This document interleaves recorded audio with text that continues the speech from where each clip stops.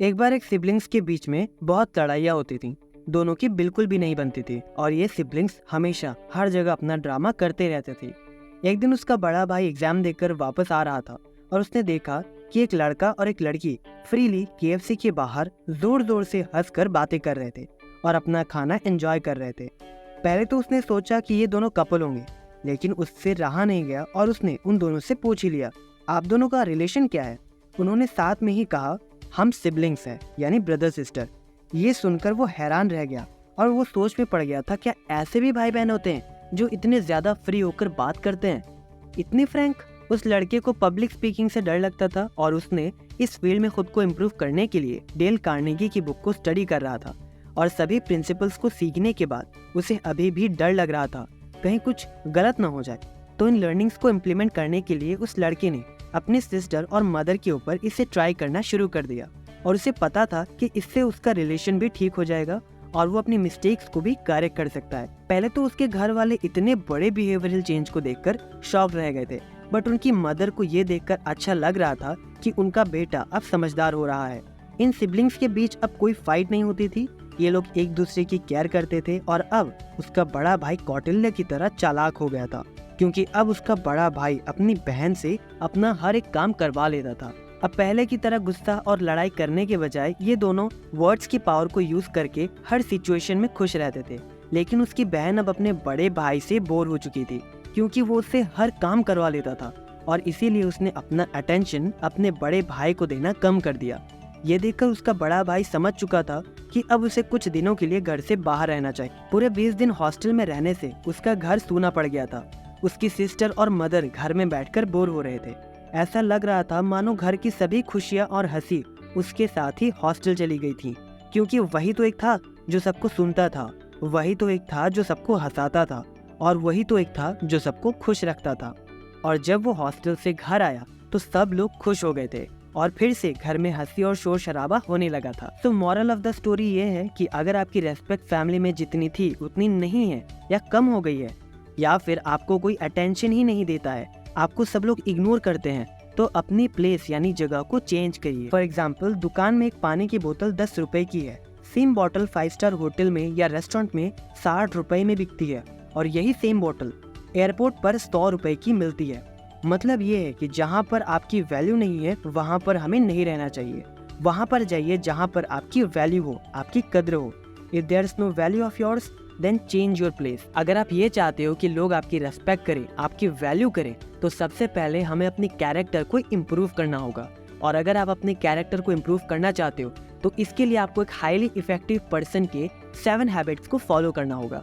अगर आप इन हैबिट्स को पढ़ना चाहते हो तो इसका लिंक आपको डिस्क्रिप्शन में मिल जाएगा। अदरवाइज आप आई बटन पर क्लिक करके इस वीडियो को देख सकते हो, जिसके अंदर हमने 7 हैबिट्स को बहुत ही अच्छे तरीके से एक्सप्लेन किया है और कोई भी इंसान इन हैबिट्स को अडॉप्ट करके अपनी पर्सनालिटी को इम्प्रूव कर सकता है।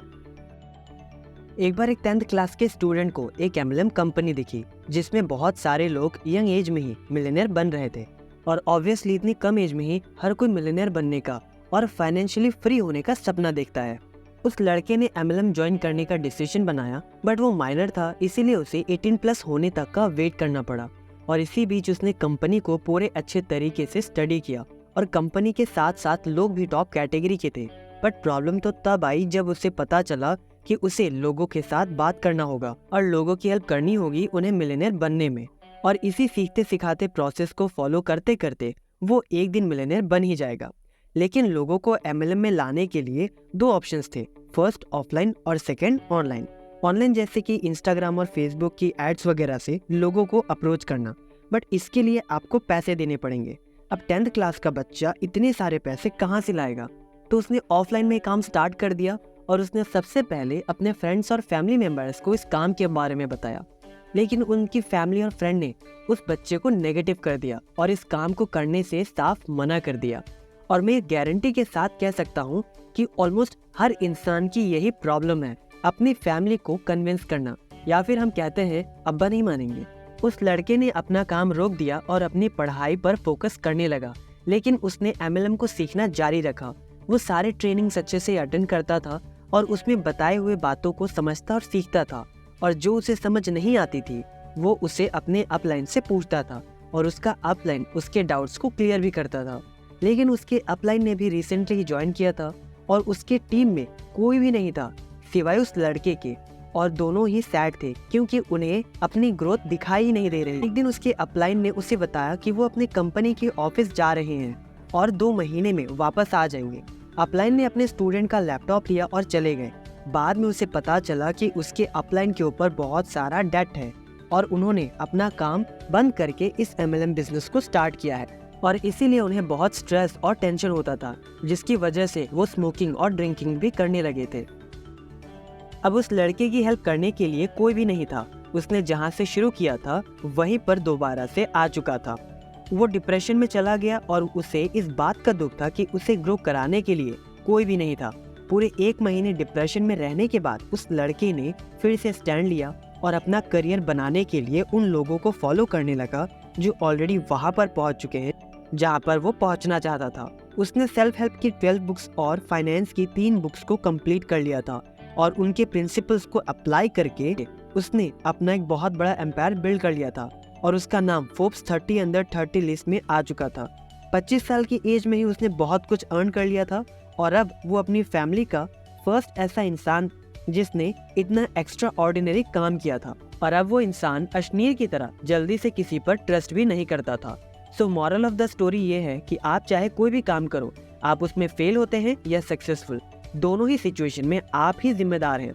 हमें इस बात को समझना होगा कि कोई भी हमें ग्रो कराने के लिए नहीं आएगा, कोई भी हमें ढूंढते हुए हमारे घर तक नहीं आएगा। हमें खुद ही खुद की हेल्प करनी पड़ेगी। क्लोज्ड वन सिर्फ हमें सिंपैथी दे सकते हैं, अपनी संपत्ति नहीं। So believe in yourself, get up and get that अपेक्षा done. You can and you will. बस हमें खुद पर भरोसा करने की जरूरत होती है, न कि किसी और पे। Nobody comes to grow you except you. अगर आप इसे अभी समझ गए तो ठीक है, वरना लाइफ तो आपको कभी ना कभी ये सिखा ही देगी। अगर आप खुद पर ट्रस्ट नहीं कर सकते हैं तो आप पर कोई भी ट्रस्ट नहीं करेगा। Keep in mind. एक बार सैम नाम का एक इंटेलिजेंट स्टूडेंट था जो अपने रूम में एग्जाम के लिए पढ़ाई कर रहा था, बट उसकी ग्रोथ को देखकर उसकी आंट खुश नहीं थी। वो चाहती थी कि उसके घर में सब पीछे रह जाएं और सिर्फ उनकी फैमिली ही आगे बढ़ती रहे।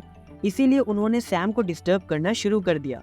सैम जब भी रूम में पढ़ाई करने जाता था तब उसकी आंट उसके रूम के सामने बैठकर जोर जोर से हंसकर बातें करती थी। कभी कभी तो वो अपने बेटे को डांटती थी, लेकिन ऐसा लग रहा था कि वो सैम को डांट रही है। और हद तो तब पार हो गई जब उसकी आंट ने सैम के रूम में जाकर सारी बुक्स को फाड़ दिया। ये देखकर उसे बहुत दुख हुआ। उसने ये बात अपने फादर को बताई, बट उसके फादर ने उल्टा सैम को ही डांट लगाई, क्योंकि सैम की आंट लोगों के सामने कुछ और पीछे से कुछ और थी। ये दोगलापन देखकर सैम समझ गया था कि उसका अब यहाँ पर रहना ठीक नहीं है। उसने अपने फैमिली से दूर एक रूम रेंट पर ले लिया था जहाँ पर वो सिर्फ पढ़ाई करता था। उसकी आंट अभी भी उसकी बुराई करती थी, उस पर इल्जाम लगाती थी, बट सैम ने think like a monk book को रीड किया था। इसीलिए सैम ने सिर्फ अपने काम से काम रखा। सैम चाहता तो वो अपनी आंट से बदला ले सकता था, बट उसने अपना कीमती टाइम और एनर्जी वेस्ट करने के बजाय उसने खुद को ग्रो करवाने के लिए और खुश रहने के लिए वो किया जिसकी उसे जरूरत थी। कई बार हमारे साथ भी ऐसा ही होता है कि लोग हमारे साथ जब कुछ बुरा करते हैं तो हम भी उन्हें नुकसान पहुंचाना चाहते हैं, लेकिन ऐसा करने से हम अपना ही टाइम वेस्ट करते हैं और ना चाहते हुए भी एक बुरे इंसान बन जाते हैं। हमें लोगों को माफ करना सीखना होगा, उनकी भलाई के लिए नहीं बल्कि खुद की भलाई के लिए। जैसे सैम ने अपनी आंट को माफ कर दिया और अपना कीमती टाइम और अटेंशन उन कामों में इन्वेस्ट करिए जो आपको आपके गोल्स तक पहुंचाए। आज की इस अटेंशन ग्रैबिंग वर्ल्ड में हम बहुत से चीज़ों को अट्रैक्ट करते हैं, लेकिन अगर हम उन्हीं चीज़ों पर एक्ट करेंगे जो हमारे लिए इम्पोर्टेंट है तो इसमें हमारा ही फायदा है। तो कहने का मतलब ये है कि माइंड योर ओन बिजनेस, यानी वो काम करो जो आपके लिए सबसे इम्पोर्टेंट है और अपने माइंड को अपने सबसे इम्पोर्टेंट काम में बिजी करके रखिए। Keep in mind that mind is everything. So हमने इस वीडियो में इन 3 लर्निंग्स को देखा है। नंबर 1 है if there is no value of you then change your place. Number 2 है nobody comes to grow you except you. Number 3 है mind your own business. तो वीडियो को एंड तक देखने के लिए thank you so much. Video को एक लाइक करिए, चैनल को सब्सक्राइब करके बेल नोटिफिकेशन ऑन करिए। मिलते हैं नेक्स्ट वीडियो में। जय हिंद।